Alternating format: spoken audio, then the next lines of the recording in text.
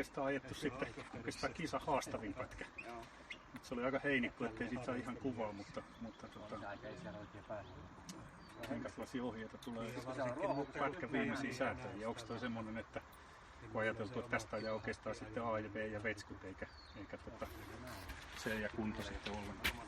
Joo, siis tää on niinku siihen A, B ja vetskuille niinku tarkkaan ajettavaa niinku semmoista pätkää. Ja, et kiveä löytyy, nyt oli vähän jo heinää ettei nähnyt mistä ajaa niin tarkkaa.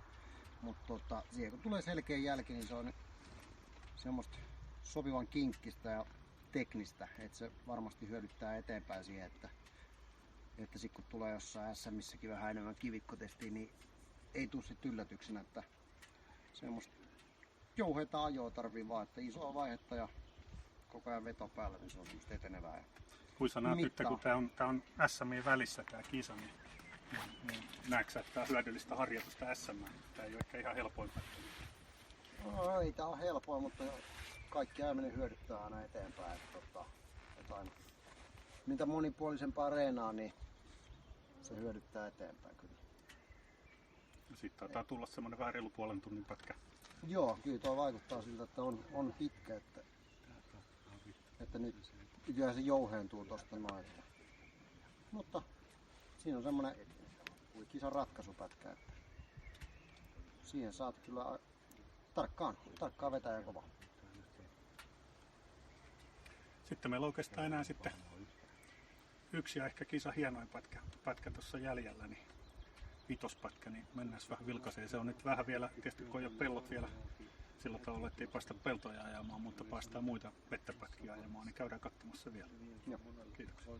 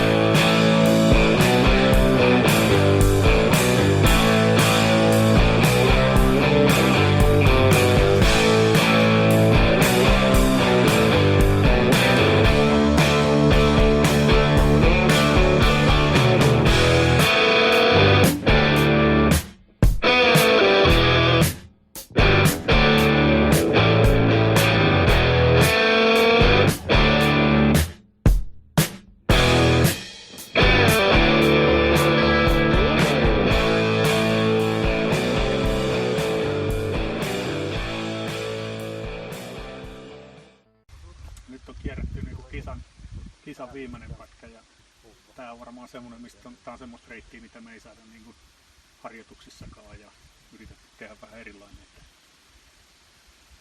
Mitäs tää muistaa? Siis hieno oli, että jouheita mettäautopolkuun ja lähtö oli mettää ja sitten tultiin peltojen poikki siitä ja vähän tuli taas mettäsaarekkeeseen, pyörittiin ja metsäauto uran pohjaa ja taas peltoa ja menee tasaisesti koko ajan vähän niin kuin pellolta käymään mettää ja takas pellolle ja tosi hyvän mittainen, nopea, nyt saa ainakin polttaa karsta pyörästä. Et kyllä mä tykkäsin ainakin, että jos vähän vettä tulee, niin on liukas ja haetaan tosi hyvää peltotekniikkaa kyllä. No varmaan siellä kun tullaan sieltä mettältä joen reunaan, niin siinä saa olla tarkkana, ettei tule uintikeikkaa. Joo, siihen loivaa alamäkeen saa kyllä lasketella hyvää kyytiä, niin kun on nyppy oikein, niin jos se tulee silmille, niin voi sujahtaa pitkälle. Joo, siinä voi olla ilmanputsarin vaihto edessä. No. Mitäs Tommi tuumaa? Nyt on koko lenkki kierretty läpi. Ei mitään. Nopeitahan tää oli kuin mikä ja paikoin liukasti just noin ojan reunukset tosta määrä. Nyt kun se on semmonen velli, niin on välillä tuntuu, että etupyörä sillä lailla, että sitten se on niinku kuivalla taas, niin siinä on ihan hullunpito tossa. Niin on. Mutta nyt oli se, kun siinä on se semmoinen muljakas, kun meni nappulan välit meni niinku täyteen sillä lailla, että se löi koko ajan sieltä. Eikö se antanut kaasua? Sillä se tyhjenee. Te olitte siinä ees. Niin oli taas oltiin. Tien tukka. Hyvä muuta. No, kyllä. Hyvät reitit ja tulee pitkä ja sopivan rankka kilpailu kyllä, että hienot lenkit tulee olemaan. Suosittelen suuresti tulla ajamaan. Hieno homma ja kiitos, että olet lähtenyt vähän oppaaksi ja jeesailemaan ja rakentelemaan, kommentoimaan reittiä. Niin Totta kai, siitä vähän kaikille. Joo, totta kai. Kiitos, että sain tulla mukaan ja vähän koittaa pyörää ja ailettaa pitkästä aikaa. No, kiitos.